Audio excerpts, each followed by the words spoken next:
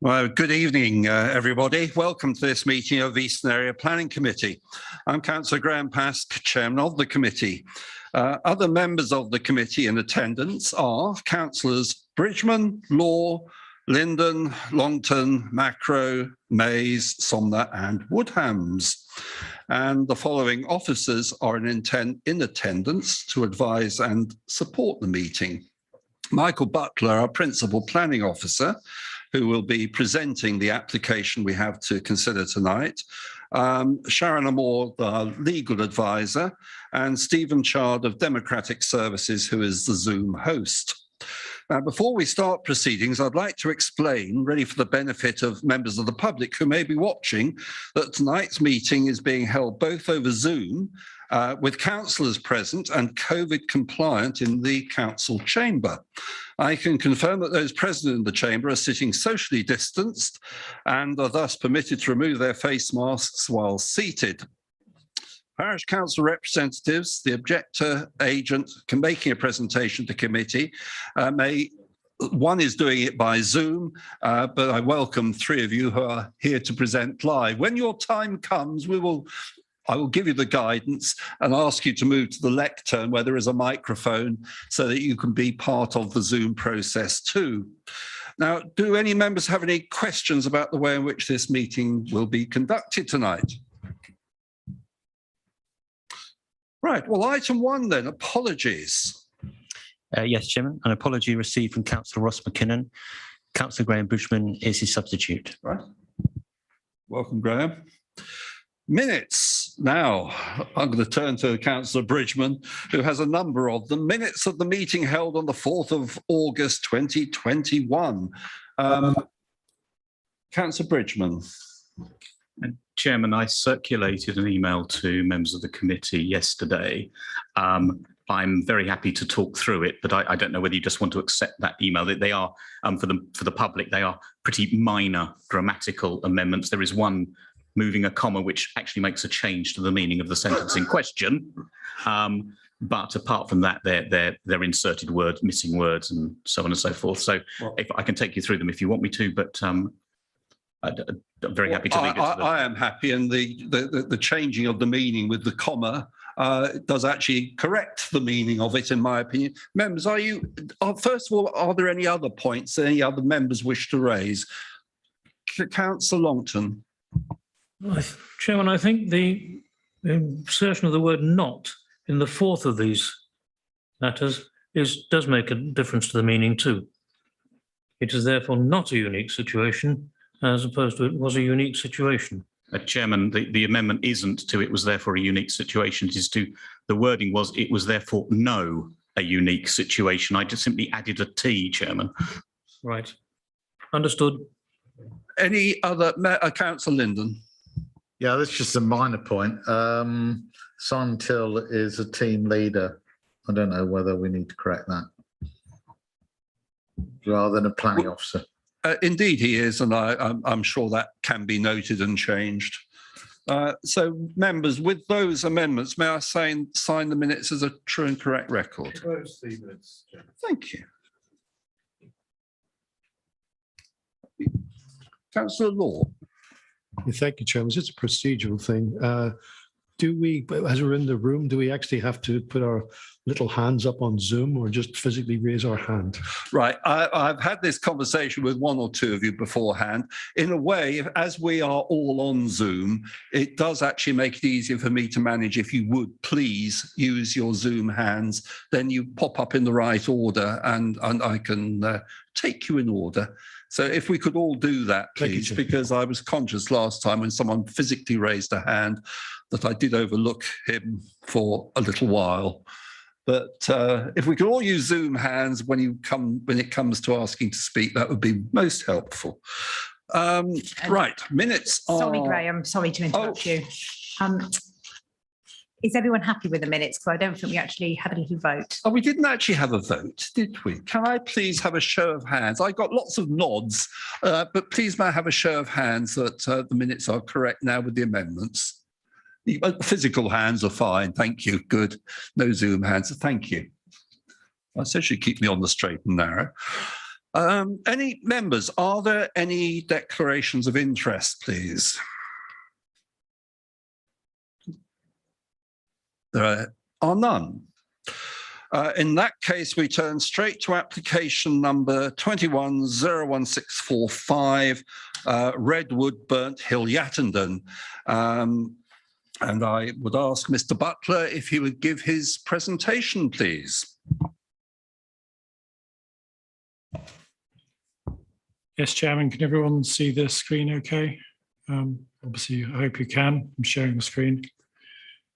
The application is Redwood Burnt Hill, Yattendon at Thatcham. The application description is the demolition of the existing house, although those who've done the site visit will obviously know the existing house has already been demolished. And it's a Section 73 application to vary Condition 2 of the existing permission for the new dwelling currently under construction on the site. The recommendation summary from officers is to grant conditional planning permission. The reason it's come to committee is because, in line with the Constitution, we have received in excess of 10 objections. I'll take you to page 36 on the agenda.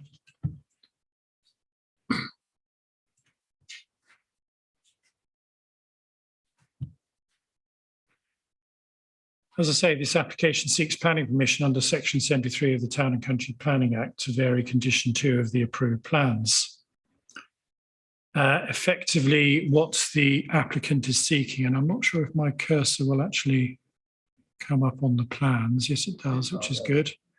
There's a single-storey rear extension adjacent to the dwelling to the northwest. There's a slightly larger single-storey extension to what would be the northeast to the rear of the property, which is what's called a glazed dining room extension, I believe, with the patio as existing. And the carport to the southeast, which currently has permission but is not built yet, as a single carport, would be extended to a double carport. So hopefully a fairly straightforward application in terms of the development on site, as it were. So the planning history is set out on the agenda. There's been a very considerable planning history on this site.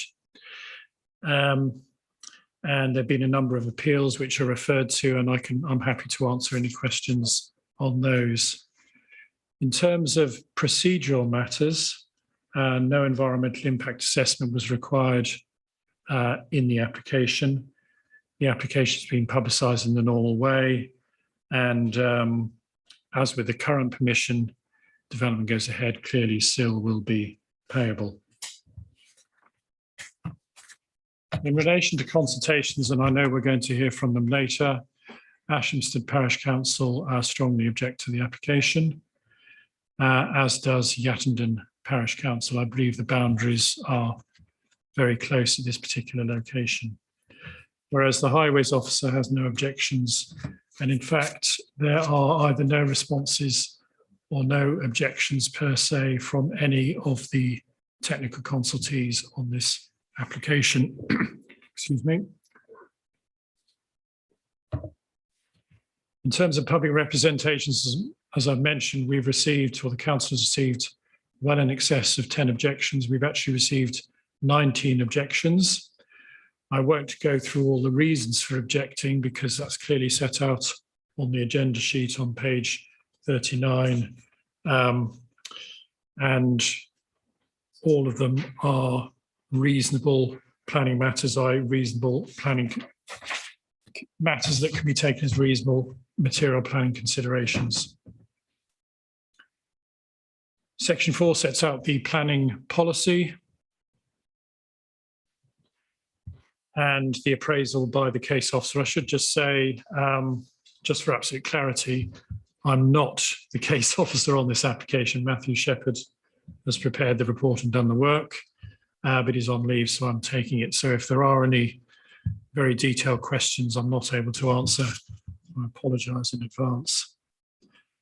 So the committee need to appraise, or officers consider the committee need to appraise this application in terms of the decision-making context, the character and appearance of the site, any impact on neighbouring amenity and highway safety.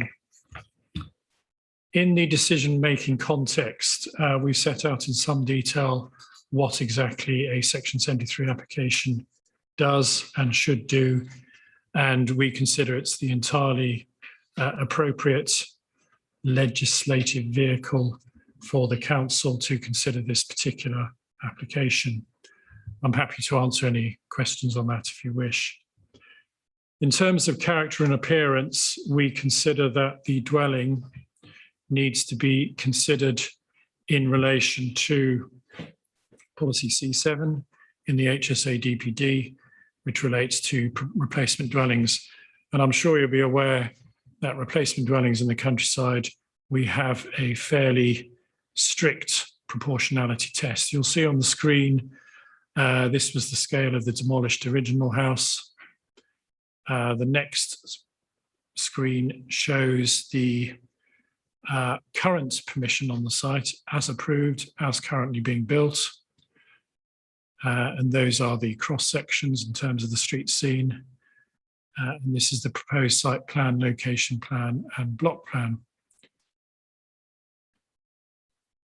The dismissed appeal scheme, which I'm sure you'll be familiar with, was a much larger dwelling and was quite rightly, in our view, will be recommended delegation refusal, and fortunately was dismissed on appeal as being completely disproportionate to the existing dwelling. I'll just go back to the scheme which we're considering at the moment. And it's this scheme here, and you'll see the modest extensions to either side. That's just to set the visual context for the application. So members need to consider the application under policy C7 and the criteria set out in paragraph 5.11 of the agenda report. And officers consider that the application before you does in fact follow the criteria in that particular policy. With the overall size of the new dwelling taken to about 260 square metres, which we consider, that's in terms of footprint on both levels, is still within the bounds of being proportionate in relation to the existing dwelling as demolished, and therefore is not so harmful as to merit rejection. In addition, we do not consider it would harm the character or the area of the wider A and B. And those who manage to visit the site will see, fortunately or unfortunately, depending on whatever view you take, the site is in fact extremely well screened by mature trees, which are the subject of a TPO, as you also know. Excuse me. In terms of impact on a neighbouring amenity, officers consider the impact will be minimal. And therefore, in the planning balance and conclusion, for the reasons set out in the agenda report, we consider the application should be approved. But before I finish, Chairman, I'll just draw your attention to the update sheet. Ashamstad Parish Council have put in further comments. I don't propose to go through those or read through those because I'm sure the Parish Council are speaking tonight, but it's just to ensure members have seen those comments on the update sheet which we received post the report being prepared. They essentially have a lot of concerns about the way, excuse me, the way the builder is developing the current site, and those are legitimate concerns. And we have informed our enforcement officers. However, I would strongly recommend to members that when you assess this application, you should only be assessing the physical merits of this application, not the merits of the builder, because as you all know, any planning permission such as this is not personal. For all we know, and I'm playing devil's advocate here, the builder could have sold the site today. He could sell it tomorrow. that is completely beyond our control. So you do need to bear that in mind. Unlikely, but possible. Finally, in terms of conditions, there's a correction of a typographical error in proposed condition 17. And I thank Councillor Macro for bringing that to our attention. And also, if this application is approved tonight, condition 2 will need to be revised as the existing dwelling has already been demolished. And I will read out the proposed revised wording. All the land shall be cleared of spoil and debris before the slab level. If you know that slab level, because the foundations of the dwelling have already been put in. Of the dwelling hereby permitted is completed to the satisfaction of the council, and the reason set out there. Strongly recommend that if you do approve the application, that revised condition is placed on there, because planning officers do have concerns, entirely legitimate concerns, about the level of spoil which is retained on site, and indeed may well have been imported on the site, which of course is completely unauthorised. Thank you, Chairman. Thank you, Mr. Butler. And members, as always, if you have questions, if you could make a note of them, they could well be answered by those attending to make a presentation. Now, Stephen, do we have Councillor Alex Dick from Ash Hampstead Parish Council on the Zoom call, please? Yes, indeed. Yes, Councillor Dick is with us. Right. Councillor Dick, if you're there, could you say hello to us and see if we can hear you? Hello. Oh, very good. Right. Let me explain how we operate. You have up to 5 minutes to state your case. Yeah. I do time it very strictly with a stopwatch. Would you like any guidance with perhaps a minute to go or halfway or? No, thank you for your offer, but I won't take 5 minutes. Excellent. It is indeed a maximum, not a target. But please, would you stay online for any questions that members may have for you after your presentation? So Yes. Your time starts now. Okay, councillors, thank you. Can you see me? Sorry. Councillors, thank you for giving me this opportunity to speak tonight on behalf of Ash Hampstead Parish Council, as well as a large number of parishioners who wish to object to this proposal. We are disappointed to see the case officer has recommended this application for approval. This application is, we believe, in direct contradiction to the conditions placed upon the developer on the existing approved application, which we as a parish council supported. As I say, we supported the approved planning application. However, extending it in this way is, we believe, an overdevelopment of the site and reverts it to a similar size and scale of the applications that you refused previously. So we have to ask, what has changed to now make this application acceptable? We disagree in the strongest possible terms with the comment in the planning statement that says the extensions will have no additional effect on the character and appearance of the surrounding area, the AONB, or the site's relationship with neighbouring residential properties. This is clearly incorrect for the following reasons. Firstly, the approved plans saw an increase of 100% in the internal area measured against the original property which stood on the site. Whilst these proposals add a further 10% to the allowed internal area, this is effectively a further increase on the original property. The proposals bring the development closer to the neighbouring properties, reducing the openness of the site. This clearly has an impact on the properties opposite, but also spoils the rural character of this part of the AONB. The proposed sunlit dining room adds considerable depth to the development, and due to the rising ground, creates much more of a massing effect when viewed from Three Oaks, the property next door.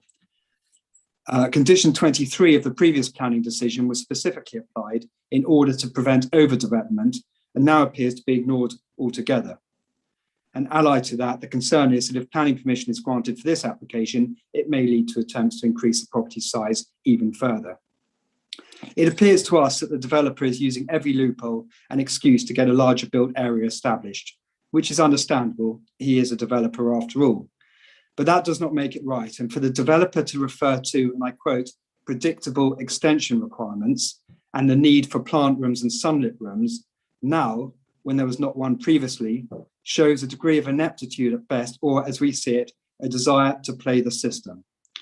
You have visited the site, or at least some of you have, so I hope you will have seen the significant engineering and earthworks across and beyond the site for which there is no planning permission and which could potentially destabilise the adjoining road and land and raise the ground level significantly, which we believe they have.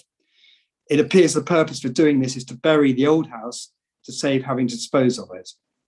We do wonder what will happen to the significant volumes of soil which have been brought onto site from another site and added to the soil created from the digging of the huge hole that was dug to bury the old house. The previous decision notice specifically notes that spoil will only be generated by the digging of foundation trenches and service ducts. All spoil will be backfilled with any surplus used to build up and level the frontage parking area. To us, the builder appears to be spreading and compacting soil, which has not arisen from the digging of this. And this has significantly changed the levels, which he does not have planning permission to do. Indeed, there is a condition which specifically prevents this, and this is a clear area of concern for us. And I accept the fact that this is relating to the previous application. There has already been significant movement and storage of materials beyond the planning red line and the tree protection area, which we believe could cause damage to the existing trees and hedges, including those on the adjoining properties. Again, this is in direct contradiction to the approved plans. You have 1 minute remaining. Councillors, as a parish council, we see ourselves as a group who are willing to work with people putting in applications and only rarely make objections. And indeed, we approve the existing proposals for this property. However, we believe enough is enough. To us, it is clear that the developer is trying to achieve, through creeping development and a barrage of applications, a larger built area. Your case officer has recommended approval, but he is but one individual with a view which, with respect, we disagree with. And we urge you to reject this application. Thank you. All right, thank you very much. Members, any questions for Councillor Dick? If you could use your Zoom hand, I'd be grateful. I see no physical or Zoom hands. I think we're going to let you off lightly, but thank you very much indeed. Thank you for your time, councillors. Okay, I now have Councillor Anne Harris in the chamber. Good evening. Please, would you go to the lectern over there?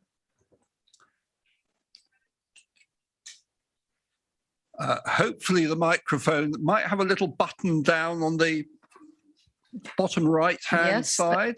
Yes, I think that might have worked. Do you think that's right? Perfectly, Yes. well done. Do you? Well, I'll tell you when you've got a minute to go if you're still talking. I will not be saying a great deal. Right. Right. I'm Anne Harris, representing Yattendon Parish Council. I also happen to live in Burnt Hill, diagonally opposite to the site in question. Obviously, my colleague from Ashamstead Parish Council has had a great deal to say, and I agree with every word of it. We've had 3 years, 8 applications, 2 appeals, and now apparently under Section 73, which I thought in layman's terms really was for minor alterations to an accepted plan, we have an attempt to put 2 extensions onto the property and to double the size of the carport. I have to say that the people that have objected, and there are 20 of them, do not understand how that can be a minor alteration. And they, like my colleague in Ashamstead said, regard this as an attempt to get round the whole usual planning system and to build a property that is much bigger than he actually has permission for by the back door. This is an AONB, and this plan will really fill up the whole road siteway so that you can't see through, so that the road is blocked and is not in keeping with a rural area. We also noticed that on the new plans, there seemed to be very little in the way of planting. Previously, there were a lot of trees and shrubs shown, and I know that they've been specified. They seem to be conspicuous by their absence, which is very disappointing. And also, of course, as my colleague said, how are these adjustments to the plans suddenly a necessity of modern family life when a few months ago they were not needed at all? This really doesn't make a great deal of sense, to be honest. So I think this is really about the fact that the community feel that this developer is yet again trying to use the system for his own ends and continue to completely ignore the local community and the way that things should be done, which is a shame, but that is what's happened. Thank you. That's it. Thank you. Members, any questions, please, for Councillor Harris? Yes, Councillor Law. Yes, thank you, Chairman. Councillor Harris, when we met at the site visit, Yes. you pointed out, I believe, the fact that the ground slopes down, the road comes down, the ground slopes down from the road, and you mentioned the fact that when there's heavy rain, that road floods at the bottom, and the water Yes, runs down that it road. does, right across both sides of the road. Yes, I just wanted to. You didn't mention that in your comment. I just want to bring that. Right. Yes, thank you that for is confirming definitely that. the case. It floods on both sides of the road regularly. Yeah. Yes. I just wanted to raise that, Chairman, because I noticed that our SUDS officers did not make a response to this application, and I wonder why. Right, and members, any other questions? No? Councillor Harris, thank you very much. Thank you. We now have an objector, Mr. Soanes, who's also in the chamber, on behalf of Burnt Hill Objectors. Mr. Soanes, please.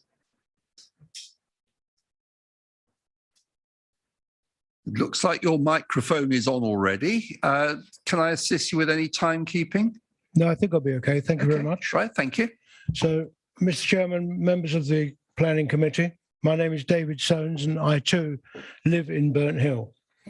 I seem to have drawn a bit of a short straw here because I'm trying to represent 19 people who have written letters of objection from less than 30 households. So there's quite a diverse opinion of points they can make. However, having read all of them, it seems to come down to three main areas. One is that they think the development is overbearing for its location. Secondly, that it will occupy a great part of the road frontage. And thirdly, it will overlook the immediate neighbour, the Oaks, particularly from the glazed rear extension. This was not objected. The application was originally for a building that demolished 114 metres and replaced it with 228 metres, so 100% increase was approved. This was not objected to by the local residents because the applicant previously applied 4 times for either one enormous property or 2 properties. The last 3 objections for individual properties of just under 400 square metres. Therefore, the residents were quite pleased that the permission granted was for 228. There were only 4 objections to this scheme. However, it seems it's not ended there. The Section 73 adds a further 30 metres of space, which, based on the new approved footprint, represents a 26% increase of this footprint. This is, of course, without the carport, which has doubled in size. We're left wondering whether there's a backdoor method of getting a larger property without going through planning. This is not NIMBYism. It is a general concern about overdevelopment. At this point, I'd like to comment on 3 points that were made. I believe it was by Mr. Butler, when the planning officer. He said that there were 2 extensions to the existing application, one a slightly larger rear extension. The rear extension is actually 4 times the size of the extension on the left-hand side. And also, you would not expect technical objections to this development because, after all, it's a 1-for-1. The house stays the same. Lastly, it was mentioned that the site is well screened. That is not the case. It is only well screened to the rear, to the farmland. Whereas there are other large houses opposite in an area called North Gardens, these are not on Scratchface Lane and they are inside a separate gated community. Section 73 is not specific about whether this is a minor or a major addition of space. However, surely a 29% increase of ground floor accommodation must be considered major. The applicant's planning consultant makes the point that they do not think it will be attractive to a buyer without this additional space. Surely they had considered this before they purchased a plot without planning in the first instance. We all know that speculative building is a risky business. Let's hope that on this occasion, sense prevails and development is limited to the actual application already approved. Thank you. Thank you, Thank you, Mr. Soanes. Members, any questions? Councillor Bridgman. Chairman, thank you. Mr. Soames, I was interested by your reference to the relative sizes between the side extension and the rear extension. You said the rear was 4 times larger than the side, because I'm also interested in not simply the relation between the two, but the relation between the two and the plot and the planning permission. And I'll come on to that when the applicant has a chance to speak and when we get a chance to question planning officers. But just so that I understand where your numbers are coming from, because they differ from mine, let me understand how you come to a proportion of 4. Okay, very simply, I measured using a scale rule. And by the way, the plan is drawn to a very unusual 1 to 200 scale, which makes the building look a lot smaller than it actually is. The side extension, which is a plant room, I reckon comes to only 5.6 square metres, 2.8 by 2. And the rear extension comes to 19 square metres. So altogether, the two add together to about 25, 26 square metres. That's how I get 4 to 1. Interesting. I have different numbers, but I will test the applicant when we get to that point. Thank you. Thank you. Thank you, Councillor Bridgman. Members, any other questions? No? Thank you very much indeed.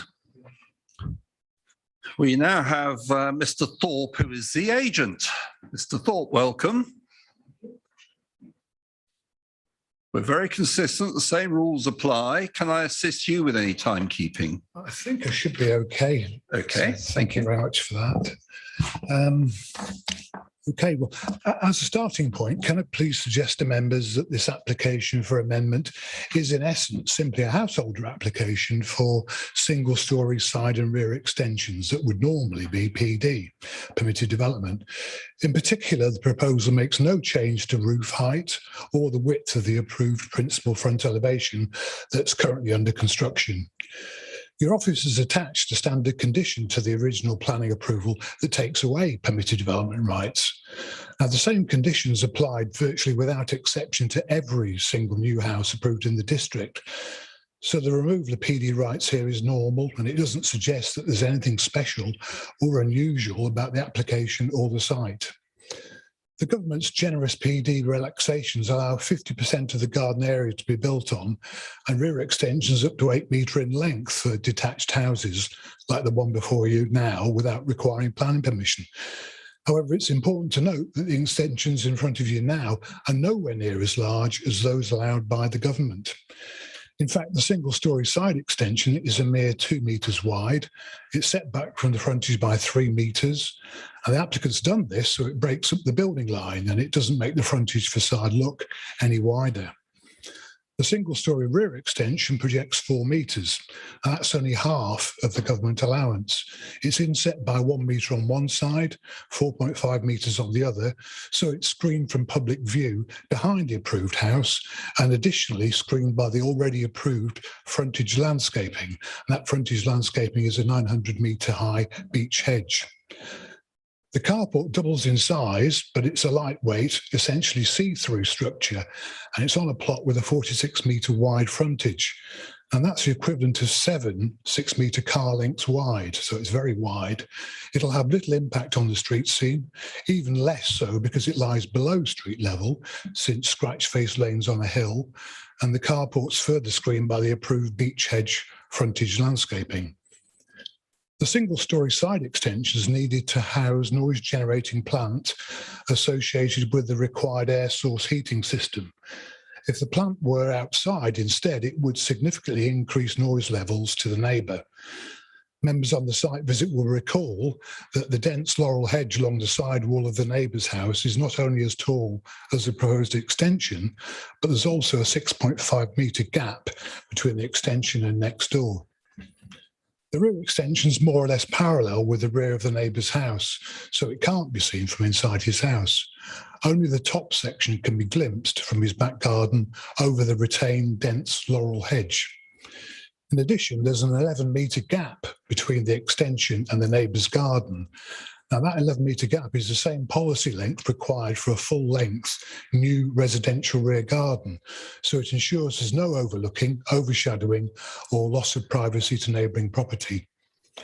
The already approved rear patio is in fact closer to the neighbour's garden than the proposed single-storey rear extension. So from that patio, you would see more standing on the approved patio than from the windows of the proposed brick-walled rear extension.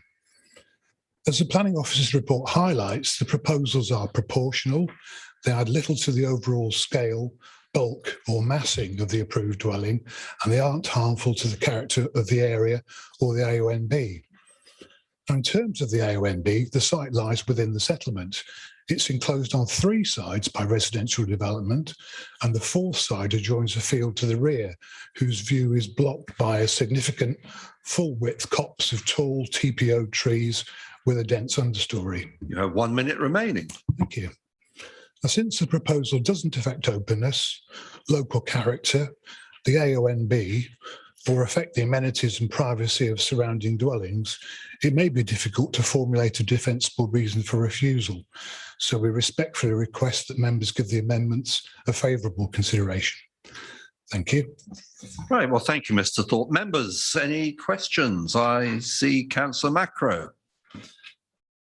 Thank you, Mr. Chairman. I noticed on the site visit, and I think you mentioned it just now, about the tall laurel hedge between the site and the oaks.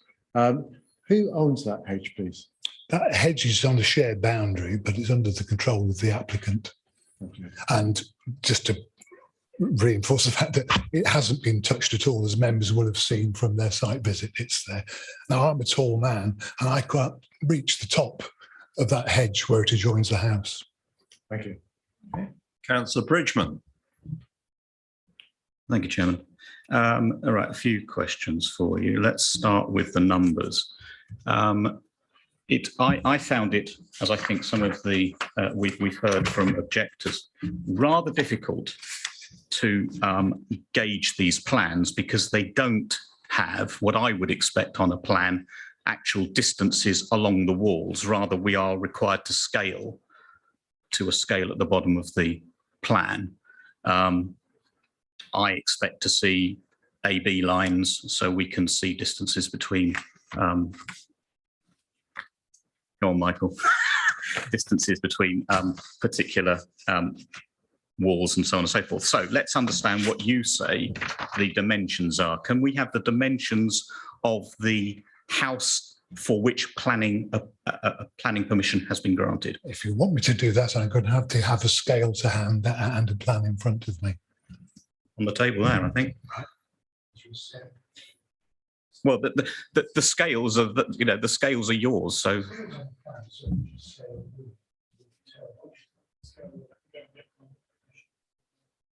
Well, for example, you said that the side extension was 2 meters. I scaled it at 2.4. I scaled it at 5 by 2.4.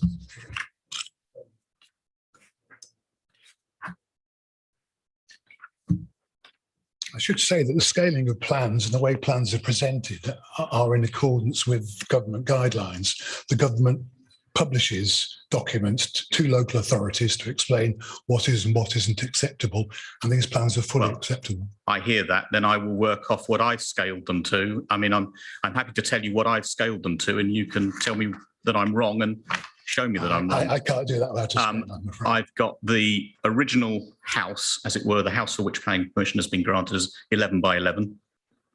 And I've got and this is actually shown on here, the original carport as 5.8 by 3.4. I've got your new rear extension as 6.5 by 4.2. I've got your new side extension as 5 by 2.4. And I've got your new carport as 6 by 7.5. Now, those I accept, and we'll come to that in debate, are the footprints, and I completely accept that the heights come into it and the massing and the bulk are all a factor in the debate we are going to have. But I simply say those are the footprints that I've scaled from the plans we've been provided with. Yes, I hear what you say. Can I take you now to what you said about PD rights? This site is in the AONB, isn't it? It is. As is the vast majority of land within West Berkshire, and the government has removed PD rights or limited PD It rights hasn't removed in PD respect of rights. AONB.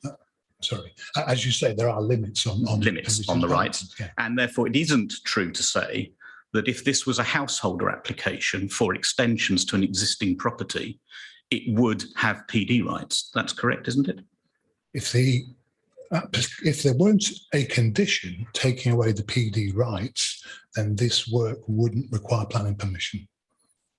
Come to planning officers, and planning officer is nodding, so maybe I've misunderstood that one. We'll test that when we have questions to officers. And finally, on the air source heating system, I just want to understand that unit. You said, I think, that it was part of the original permission. Is that correct? That the planning permission that you have refers to and includes air source heating? I'm sorry, I didn't follow that. Could you repeat that? I'm referring to the reason for the side plant room is to encompass an air source heating unit, correct? Yes. And if I understood you correctly, you were saying that that unit is part of the permission which has already been granted, or is it new?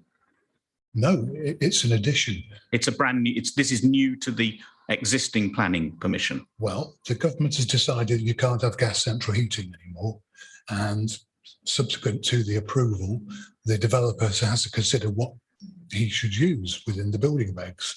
And that requirement at the moment is to have an air source heat exchanger. The best place for that is within the building where it's quieter rather than outside, where the noise generated by the fans may cause annoyance to neighbours. Thank you. Again, I see a question to officers coming on. Thank you, Chairman. Thank you very much. Councillor Law. Yeah, thank you, Chairman. It was just on that point about PD rights. I think, so you said it was quite normal that most houses in West Berkshire, and certainly AONB, had their PD rights removed. That is not the case. I've been sitting on this committee for 14 years. It is not the case. It is not normal. It's not unusual to take PD rights away, but it is not the norm, as you stated. And I just want to make that point. You might like to come back to me on that.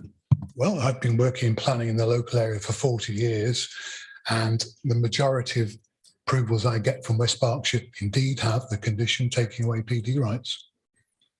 Okay, well, Chairman, perhaps the case officer could comment. We will come to the case officer, and there are various questions here which I think can be put to him. Members, I do see still Councillor Macro has a hand up still. No, gone.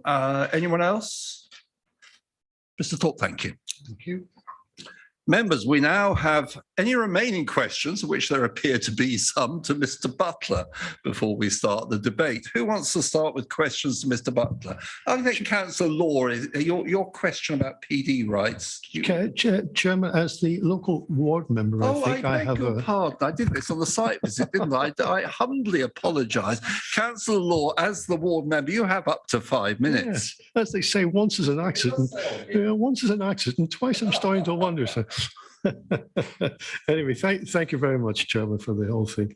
I think I saw somewhere, I'm going to just pose this, I need clarification from the officer on this one, just to give a little bit. I think I saw somewhere where the officer said this was a balanced decision, but when looking through the report, I couldn't actually find it. So perhaps we could clarify that later on. Members, as you see from the history, there's a number of applications, in fact, 8 on this site, since 2018. And you will see that several of them have been refused. 2 of them have gone to appeal, and the appeals have been, the decisions of the council have been upheld by the appeals. The last appeal, as you noticed, was refused on impact on the character of the AONB. And hence, the application that was then approved in 2020 was for a smaller property. And I think an earlier appeal was also refused, not just of impact on AONB, but I think it used comments like overdevelopment of the site. So there's a history here, and I can understand, therefore, why the parish councils, the 2 of them, and a lot of the objectors and the close neighbours are concerned that they're seeing this has been approved, and then within a few months of approval, we see all these additions coming in. And I have another question for the officers as well. I posed it at the site visit. Variation 73 to me clearly states if minor variations only. And I would just look at it. Common sense says to me what I was seeing there were not minor variations. So I'd like to understand why this is a minor variation. I'd also like to understand from the point I made earlier with the water coming down the road, flooding, why SUDS were not asked to give a response to this application. I am, however, if I look at the Ash Hampstead Parish Council, they do refer to all these issues. They also, of course, refer to what they believe is breaches of conditions on the approved application. And whilst I've got sympathy with what they actually say, I would reinforce the case officer's point that that's not relevant to this application that we're considering tonight. That's an enforcement issue, and we go on with that. But I do wonder about the fact that we've seen this before. If you remember, those of us who are on district, Chairman, where the house in Kinbury about 12 months ago, where we saw again a history of larger applications going in, refused, and then we see a house that's proportionate, gets approved, and then within a few months we see extensions being asked for. Although in that case they had the good grace to put in a full application rather than a variation. And we at district turned it all down. And again, the inspector upheld our decision. And this one looks to me very similar along the way. So I'm interested, Chairman, to hear the rest of the debate from my fellow members before I make my final decision. Thank you. Thank you, Councillor. Before I ask if there are any questions for you, I think you'll find on paragraph 520, page 43, overall it is considered on balance, I think is where you were looking for I couldn't find that, Chairman. Thank you for that. Questions for the ward member, Councillor Macro? Oh, is it? I apologise. Is it still your very old It was man? for the planning officer. Okay. Any questions for the ward member? No? Thank you, Councillor Law. Questions for the planning officer? I will go straight to Councillor Law because he has raised a couple of points which I know we all are interested to hear the answer to. Basically, why is it variation 73? Why is this minor? It doesn't look minor. And why were SUDS not invited to give a response? I'll take the second question first, if I may. I'm afraid I don't have an answer to that because I'm not the case officer. I'm not going to pretend that I have an answer to it. And it may, without prejudice, have been an error. So, but I can't answer that, and I'm not going to pretend to try and answer it. All I will say is, if I was, hindsight's a wonderful thing, but I think if I'd been case officer, yeah, SUDS should have been consulted. On the other point, Chairman, I'm sorry, I couldn't really hear that, and I'm in the room with you. You didn't hear it. I didn't hear the last piece of what you said. You said something about in hindsight, and then I didn't hear the rest. SUDS should have been consulted. Can I just check, Chairman, whether they were in fact consulted and then they didn't comment? Because obviously there's a difference. Yeah, sorry, they were consulted, but there's no response. So that's slightly different. Thank you, Councillor Law.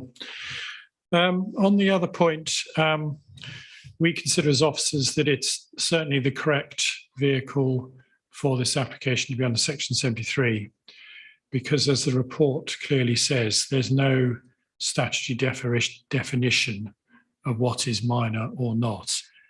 And so the development needs to be seen in the context of the overall permission.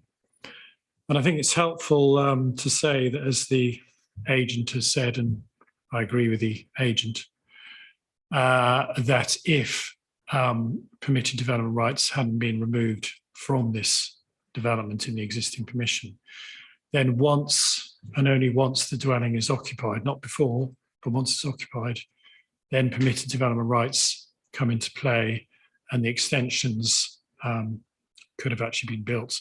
So I think it's entirely reasonable to say that if permitted development is, quote, minor, then if I can follow that logic, section 73 is the appropriate route. And officers do not resile from that advice whatsoever. If it helps, I have dealt in this council under delegated powers and in committee, much larger variations in existing permissions relatively than this under section 73.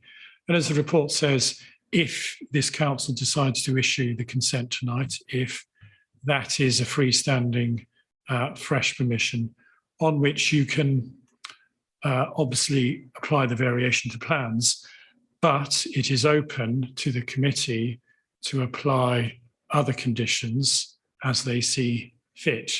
The only condition you cannot vary is the time condition, although that's irrelevant now because the development's already commenced. So yeah, officers do not resile from that point. Right. Does that answer all your points, Councillor Law? Well, it's an answer. I'm not quite sure I necessarily agree with it. And I will leave you to ponder while I go to other questions, and let's see if there is further I certainly will not have a debate with it. And I know the answers in all sincerity and expertise and professionalism. It's just the size of this just flies in the face a little bit. And the permitted, there was a perhaps, and I know he hasn't been involved, perhaps they could explain the officer could explain the reason why PD rights were removed on this application, the approved application. Are you able to answer that one, Mr. Butler? I don't know for certainty because I haven't been involved up until the last week on this application, but I can only assume, and I will correct the planning agent here, it's not in settlements. It may be in a so-called built-up area, but it's actually countryside in policy terms. And since it's A and B, therefore, I wouldn't say we normally, but it's clearly a sensitive site. So we would therefore apply or remove permitted development rights so that these sort of developments do come forward. And hence, obviously, we're having the debate tonight. May I just comment, Chair? I totally agree. It was because it's a sensitive site. Okay. We'll come to debate shortly, Councillor Law. Councillor Bridgman. Thank you, Chairman. Let's start with what this committee's role, or more to the point, what this committee's attitude is on a Section 73 application. And as has been rightly pointed out, there's not a vast amount of case law on Section 73, but there is a decision of the Court of Appeal. Although it's a Welsh case, it has been said that it's Court of Appeal, an English and Wales Court of Appeal decision, so it's pretty much going to apply to English as well. It's the same legislation. And they found to some extent favour with judgment of Justice Singh in Taunton Dean case, where he spoke about it's a question of planning judgment. So I take it from that the committee has some scope to decide what their planning judgment is between one extreme and another. And I would just suggest to you that the scale of additions to a property which has already got planning permission and which has had permitted development rights removed, and therefore either requires a Section 73 or a fresh planning application in order to increase the size, is a matter of planning judgment for this committee in the context of the property, the site, and so on and so forth. It is for this committee, and it is. It is a question. I'm inviting Mr. Butler to agree with me, or if he wishes to disagree, to give me reasoning as to why I'm wrong. Very good, thank you. See, I'm speaking to a lawyer. Well, I may need to seek the advice of our lawyer, actually. But yes, clearly it's a matter of planning judgment. Otherwise, we wouldn't even be debating this application tonight. The professional technical advice from your paid officers is that in this context, we consider, on balance, under Section 73, the development's acceptable. Clearly, if members wish to take a different view, that is entirely legitimate, and that is your position to do so. And you will know with case law, there are many, many judgments on scope of planning. So I entirely agree. To a degree, it is subjective. Another question, I think. I was just going to see if Sharon wanted to add anything to that. Oh, Yeah, I don't disagree with what Councillor Bridgman said. One of the things I would probably say, though, is that Section 73 can go beyond a minor amendment. That's the only comment I think I would make. I think you just need to look at the permission as a whole and whether it's changed, whether the terms are still the same. Thank you, Chairman. If I now move on to somewhat more technical and matters we might. You heard me ask the applicant about scales and because obviously in the context of the appeal that was turned down, and we've been provided with that planning appeal for this site, the question of scale and bulk was of importance. And as I said to the applicant, I have certainly accepted that my numbers are purely footprint, not scale and bulk, and we'll come on to that in debate, Chairman. But I would like to understand whether you agree with my numbers or disagree, so that we've got some concrete position to move from. First of all, I apologise. I should have brought a scale rule down me, so I do apologise about that. Secondly, from my reading of the plans, and may I say, if it helps, 1 to 200 is an entirely recognised planning scale. In my reading of the plans, the rear extension is no more than twice the footprint floor area of the side extension. And that's apparent from the, the plans revision C, which are on your agenda. It hasn't got a page number, but to me, it's quite clear it's no more than twice the size. And do bear in mind, of course, they're both single story, if that helps. But as I say, I can't actually scale them off. Right. Does that help, Councillor Bridgman? Well, in debate, I will say what I think the numbers are, and members will be very free to disagree with me, Chair. Fair enough. Councillor Macro. Thank you, Mr. Chairman. At the site visit, I noticed a very tall laurel hedge between the site and the oaks, and the agent has told us that that hedge is in the control of the applicant. Right. Is that hedge protected at all?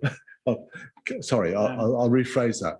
Is that on the landscaping proposals for the previous application? And if not, is there any way that we can protect that hedge from being cut down? Thank you.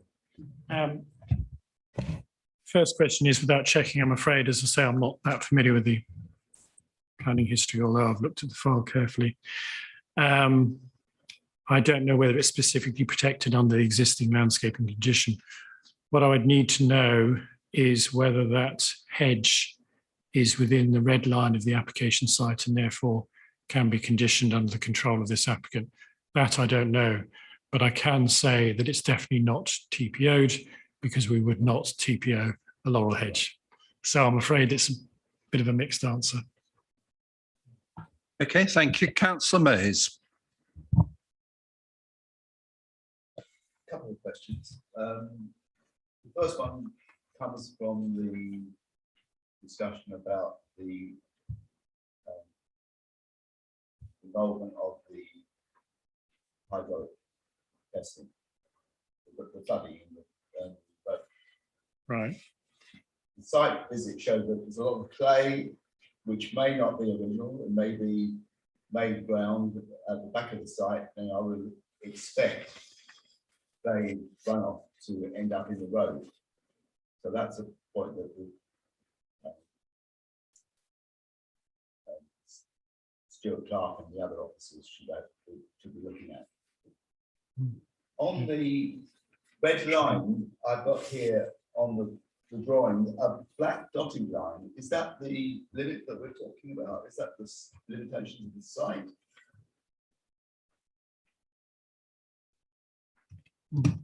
Carry up. On the printed one I've got, here, it's got a black dotted line. Yeah, I'm trying to find the location plan, which should be It's not on at the that. front. I can only assume it is. Yeah, I see what you mean. Yeah, I can only assume it is, in which case the laurel hedge is outside and therefore can't be conditioned. I mean, the only way to answer that for sure would be to ask the planning agent. But I'm assuming, yeah, the black dotted line here, which should have been in red, is the. That is the red line that you're talking about. Well, I'm assuming it is. I do not know for absolute sure, I'm afraid. Although, interestingly, the plan to the left, as it were, has a red line which is much closer to the boundary of the adjacent dwelling, the Oaks. So, in fact, the laurel hedge could be within the ownership, but I know we can't ask the agent questions, but he would almost undoubtedly know.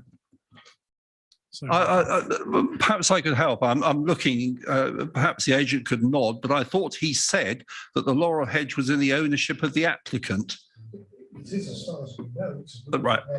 I saw a nod there, members, so I think that if that helps move it on just a little bit. Chairman, if I may, the black dotted line is described as the temporary Harris fence. Yes, that's what I thought it was. apologies, I didn't. That was just for tree protection and obviously hedge protection whilst the work. Yeah. Thank you. Thank you, Councillor Bridgman. Councillor Mays, are you happy with that? Councillor Somner. Thank you, Chairman. Mr. Butler, if you go on to the next photograph, just sorry to harp back onto the hedge element again. Indeed. Because that looks to me like there's a fence there and the laurel hedge is the other side of it. Fairly unusual to put a fence like that, I would have thought. On the wooden fence? On your own boundary, yes. On your own boundary, within your own boundary, if the hedge was actually your boundary.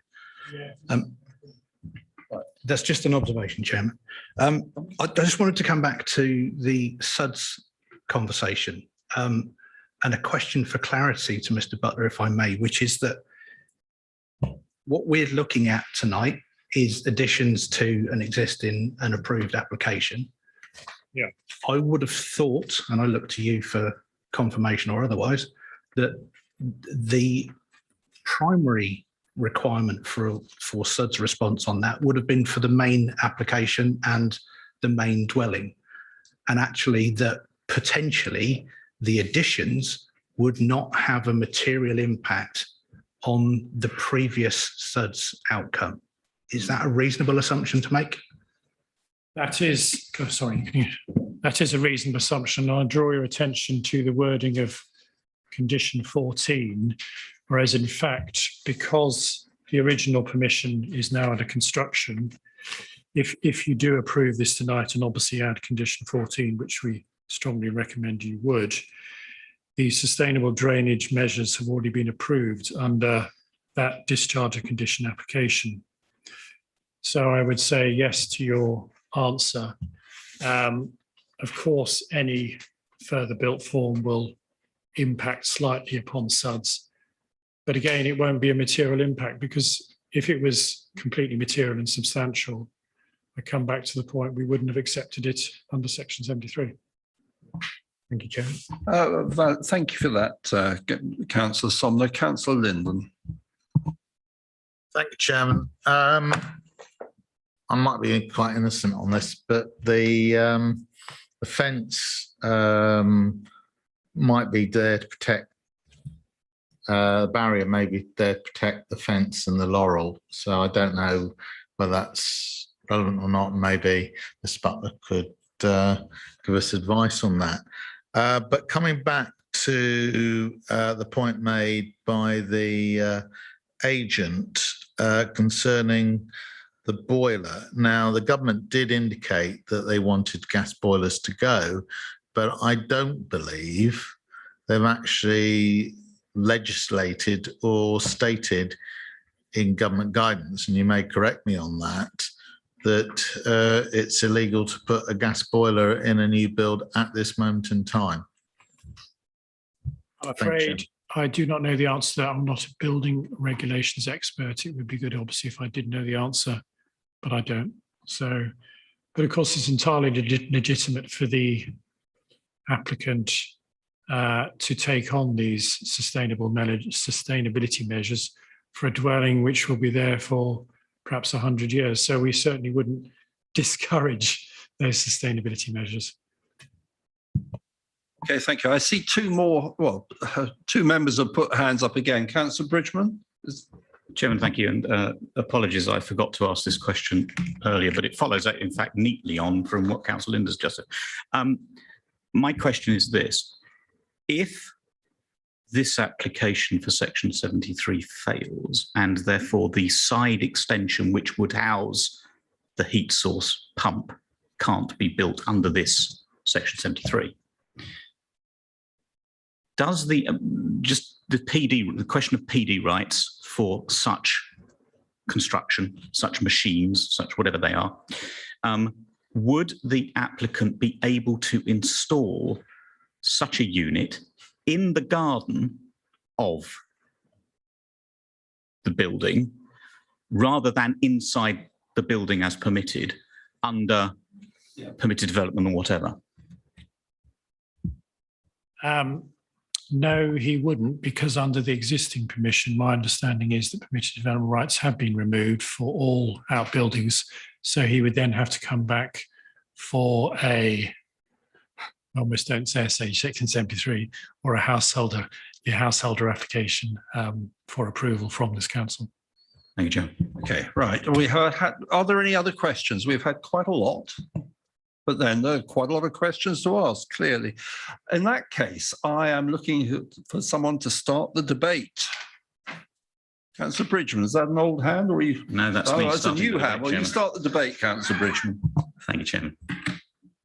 I had, as I think Councillor Law did, I had some serious difficulty when I just saw this paperwork and the reference to Section 73 and the word minor. I accept what Mr. Butler says, and I certainly accept that it is open to this committee to grant this application under Section 73. I think that's absolutely set. I also say it is open under planning law on the balance of planning for this committee to refuse the application. Chairman, these are my numbers. Now, I've sought, as I say, I found it difficult to scale from the plans as they have been presented. But where I come from is that we had an original building on the site.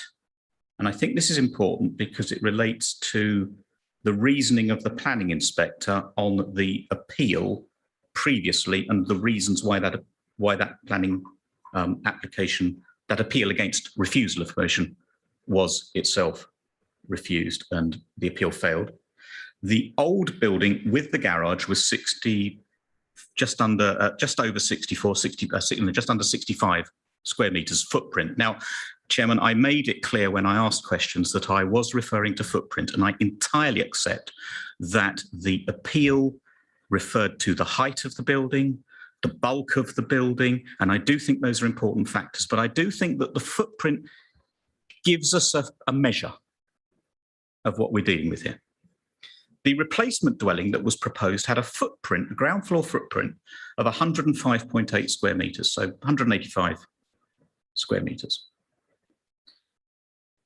The permission that has already been granted, the extant permission we're dealing with here, as I reckon it, is for a house which is roughly 121 square meters and a carport which is roughly 20. So about 141 square meters of development. What is proposed, my calculations, is an increase with the rear and side extensions of just under 40 square meters, taking us up to about 180. If you then add the carport on, you come to over 200. Now remember, the appeal was on 185. I look at policy C7, which is referred to in the pack and is at 5.11. And C7 has a presumption in favour of replacement of existing dwellings, where the replacement dwelling is proportionate in size and scale to the existing dwelling. I say this resultant development is not in proportion in size and scale. I say that permitted development rights were removed for a very valid reason.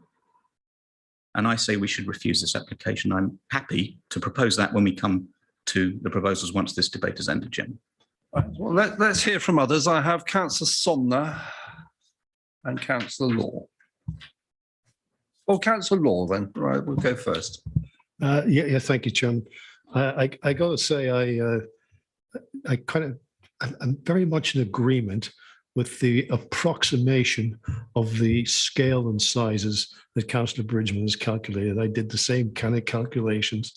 If you look at the plant room on our plans, it's clearly just slightly more than twice as broad as it is deep, which is not what the agent actually said in this meeting. And you are quite correct. It's probably about just over 2 meters deep and just over 5 meters wide. There's no doubt about that. So you're calculating. We can argue over 1 or 2 square meters because of the approximate accuracy of not having a proper slide rule. But you're more or less. I more or less concur and agree with you. To the point about SUDs, if I may just go back, Chairman, absolutely correct. If this is a variation 73, et cetera, yes, SUDs was done on the previous approved application and it wasn't there. My contention is common sense is saying to me, this should never have been a 73. This is more than minor. And therefore, if the officers, and I realize it's a subjective judgment, and so I'm not criticizing. I mean, you can come down one way or the other on this, I think. But if they had decided it needed a full application, then we would have had to have a new SUDS report. I just make that point. Where am I on this? And I've heard the arguments, heard the debate. I'm convinced if these plans tonight had been submitted back 2020, they'd have been refused.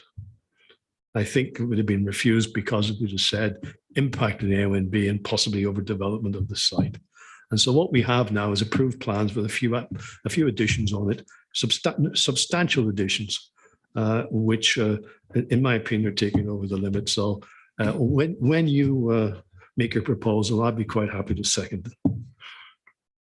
We're all hedging around this one a little bit, but let's hear from Councillor Somner. Then, if no one else wishes to enter the debate, I will ask for a proposal. Councillor Somner.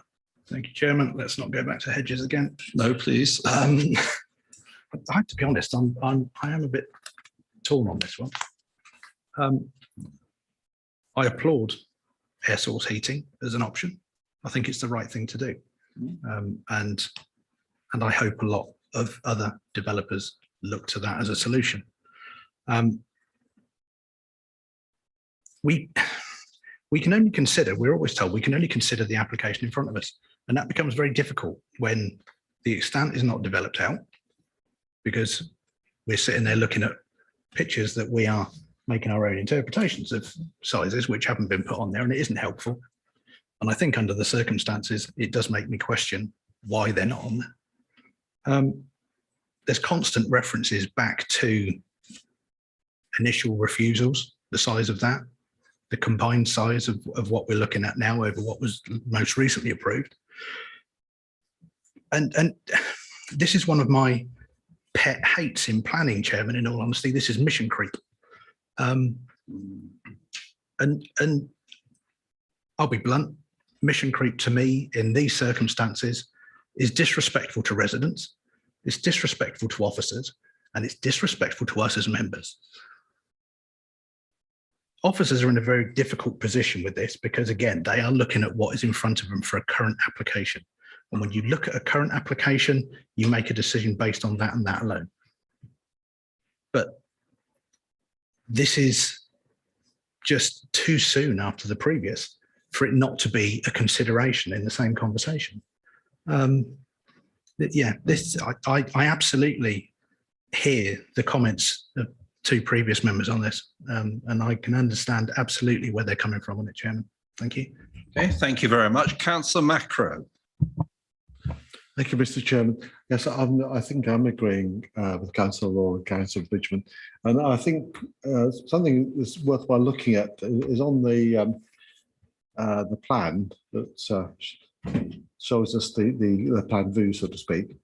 There's in the outline of the previous dwelling, and if you compare that outline with the outline of what's proposed, I think we cannot say really that the resulting dwelling would be proportionate in size to the original. So I'm agreeing with Councillor Law and Councillor Bridgman. I think this is disproportionate in size with the addition of these extensions. Okay, right. Councillor Law, your hand is up. Do you? It isn't, right. I see no more hands up. May I have a proposal, please? If I may, Chairman.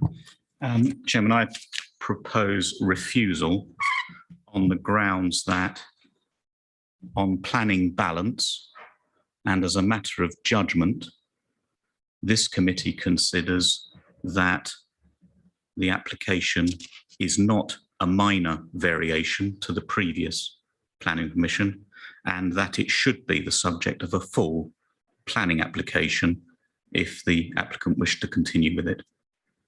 That's my proposal, Chairman. Yeah, I mean, I stand to be corrected by Sharon, but that is not a valid reason for refusal, I'm afraid. What the reason for refusal, and I don't want to lead you on this, but it must demonstrate material planning considerations such as overdevelopment, harm to the AONB, disproportionality, contrary to policy. Then let me develop my theme. Yeah. Okay. Thanks. That if the application was granted, there would be overdevelopment of the site. That given the context of the site, the AONB, outside settlement boundary, and all the other factors that we've heard tonight, that it simply would be overdevelopment. And I think that's as much as we need to say. And I'm happy to, if Councillor Law has any amendment to that proposal, I'm happy to hear it before I put it. Right, so let Councillor Law, do you find that broadly?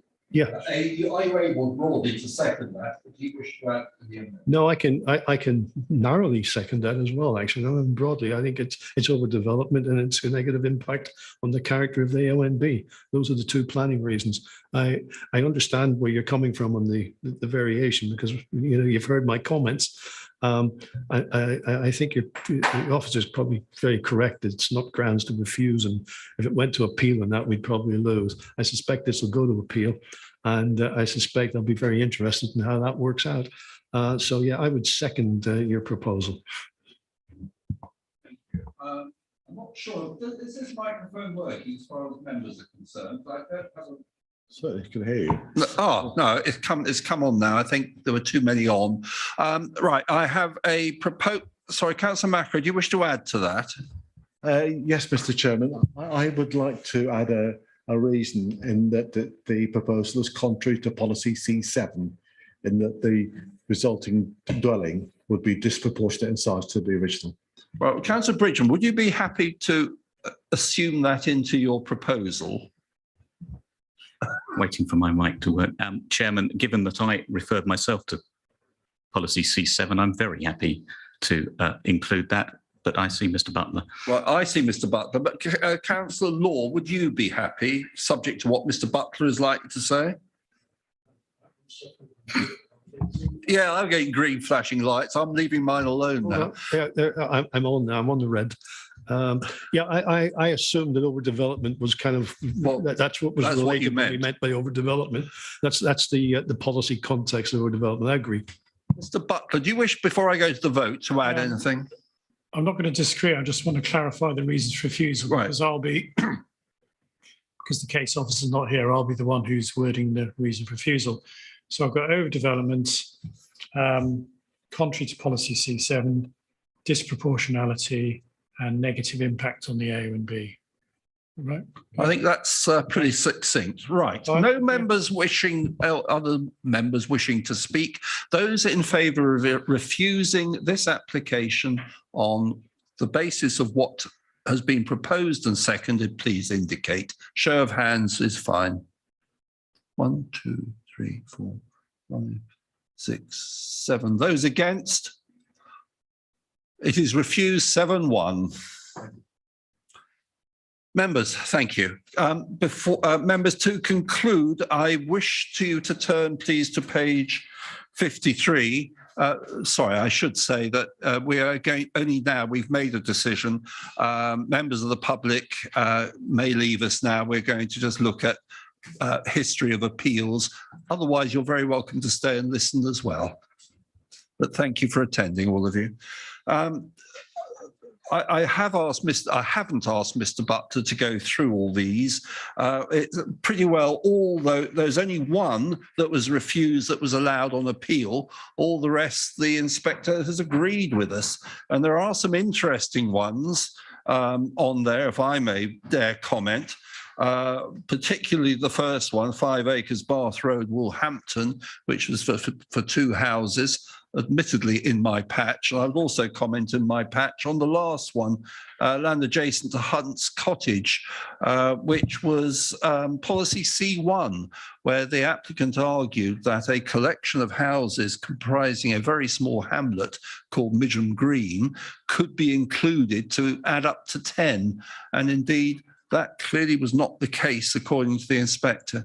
And I think I'm right in saying that we've had various tests on this relatively new policy, that of C1, and pretty well all that have been refused for not complying have been upheld on appeal, which is good.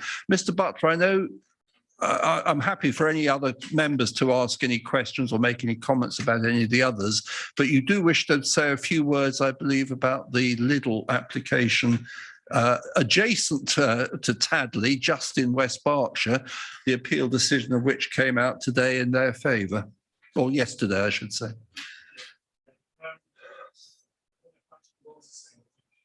Well, you don't have to. It will be reported to another meeting.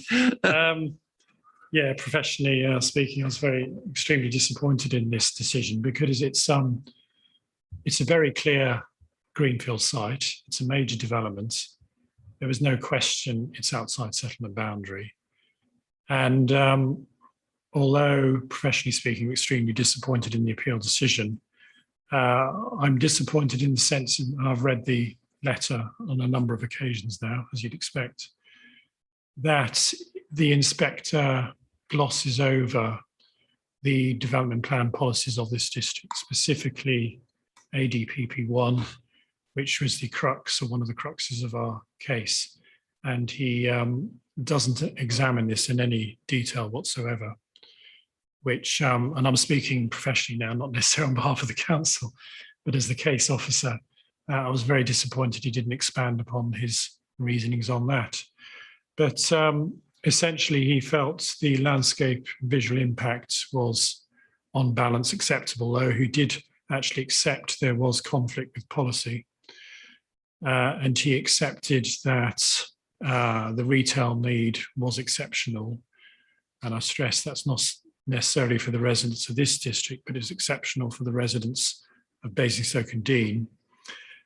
But very interestingly, he spoke about wider sustainability issues and the fact that a lot of residents were certainly travelling to the major centres for discount retail food shopping, and that would reduce that travelling. And he really did, I think, base his case largely on that.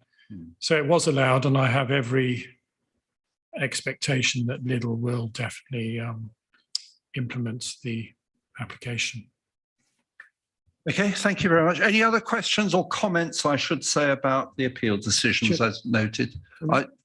Councillor Law? If I may, just please do. on that, because I totally agree with Mr. Butler, having read and having been the chairman of the committee there.